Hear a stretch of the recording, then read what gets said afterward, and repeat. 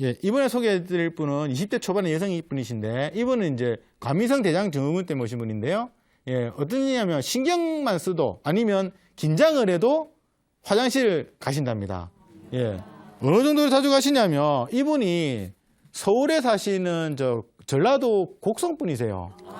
근데 이분이 고속버스를 못 타시고 KTX를 타셔야 된답니다. 예, 왜냐하면 불안하대요. 고속버스는 휴게소가 아니면 안 쉬니까. 예. 그래서 이제 설사를 하실 때도 배가 그득하고 부풀어 오르고, 그리고 이제 평소에 식욕이 없어서 또 겁이 나서 조금 드신대요.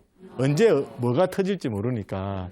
그래서 조금만 먹어도 이제 헛배가 부르기 시작하시고, 그래서 이제 배에서 소리가 나면서 이제 트림과 방구가 이제 잘 나오는, 예, 그런 시기신데, 보통 과민성 대장 증후군은 학생 때 예민해서 많이 나타납니다. 이분도 언제부터 시작했냐 물어보니까 이제 고등학생 때부터 나타나는데, 서울에 이제 대학생활을 하면서 좀 좋아지셨대요. 그런데 이제 다시 이제 직장 생활을 하게 되면서 또 이제 이 스트레스를 받으니까 다시 이렇게 심해지신 그런 케이스였습니다. 과민성 대장 증후군은 아까 말씀드렸다시피 이렇게 가벼운 스트레스나 식사에 의해서 이제 복통, 그다음에 뭐 복부 팽만감 같은 이제 증상이 나타나면서 이제 설사라든지 오히려 변비가 오시는 분도 있습니다. 이분은 설사인데 그렇게 이제 배변장애 증상을 가져오는 질환인데요. 보통 이제 정신적인 스트레스가 이제 과민성 대장 증상을 이제 유발하는 원인이다. 이렇게 이야기를 하고 있습니다. 증상은 아까 말씀드린 게 복통과 뭐 설사 아니면 변비 이런 배변 습관의 변화인데 특징적인 것은 여기 밑에 같이 복통이 심하더라도 이제 설사를 하신다든지 이렇게 변을 보시고 나면 이제 통증이 없어지시는 거예요. 그게 이제 특징적인 증상이십니다. 예. 자, 이분 같은 경우 이제 복진을 해보니까, 예, 전체적으로 이제 배가 팽팽한데 누를수록 더 빵빵해지는 거예요. 이게 왜냐하면 예민하다는 거죠. 건드리면 빵빵해지는 거니까. 그리고 이제 배에서 꼬르륵거리는 소리가 나고 또 심화부나 중안부 쪽에 이제 여기에 좀 차가운 느낌.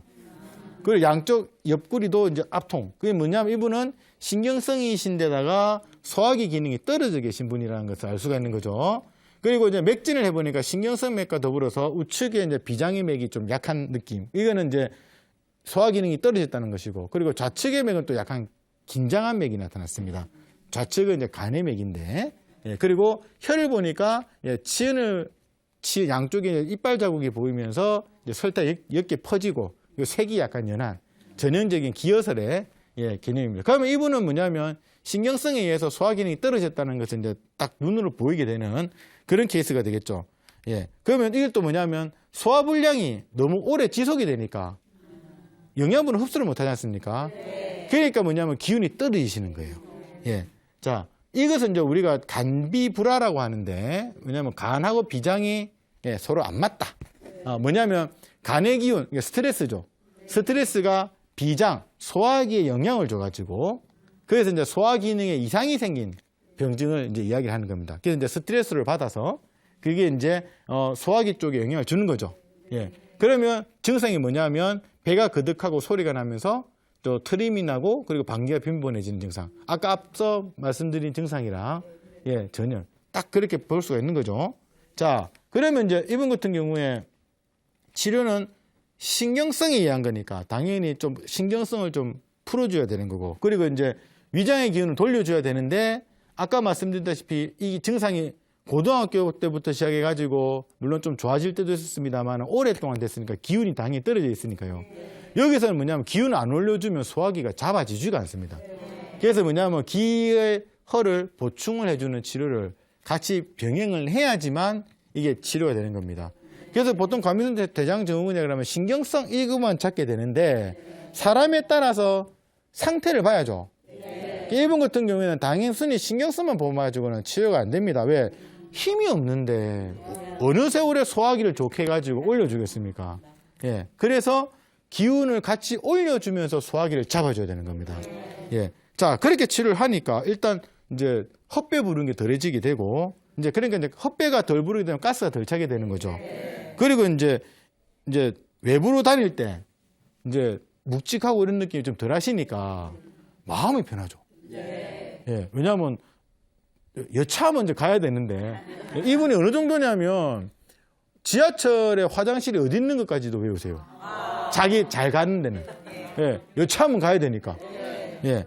예, 근데 그게 덜 가게 되니까 스트레스도 이제 좀 덜 받게 되는 거죠. 예. 그러면서 이제 뭐냐면 이제, 재발에 대한 부분 이제 오히려 이제 걱정을 하는 거예요. 이제 좋아졌으니까. 그래서 제가 뭐냐면 이거는 재발을 하실 수 있어요. 스트레스를 받으면 또 안 좋아질 수 있으니까.